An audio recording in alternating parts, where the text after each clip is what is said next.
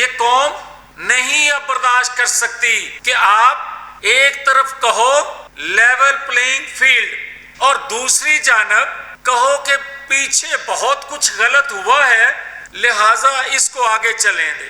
بھئی کیوں؟ اگر چیزیں ثابت شدہ نہیں ہیں الیکشن کمیشن کے فیصلے کے بعد تو پھر اتنا ڈیلے کیوں ہے؟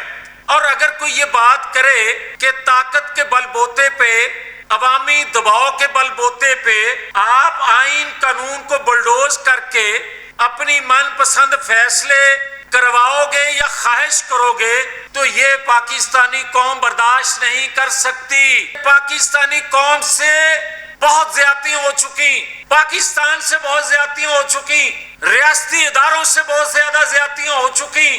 جب کوئی ان محرومیوں کا، ان زیادتیوں کا ازالہ کرنے کی بات کرتا ہے، بھلے اس جیسا 2 نمبر آدمی ہو وہ بھی کرے تو لوگ اس میں بھی اپنی تسکین سمجھتے ہیں کہ ہماری کوئی بات کرنے والا ہے۔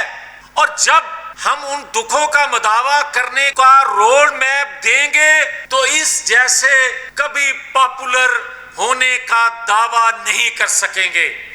اور اگر روڈ میپ غلطیوں کا ازالہ کرنے کا نہیں دیا جائے گا بلکہ دہرائی جائیں گی تو پھر کوئی بھی اٹھے، وہ کوئی اور کیوں نہ بات کرے، مجمع پھر لگیں گے۔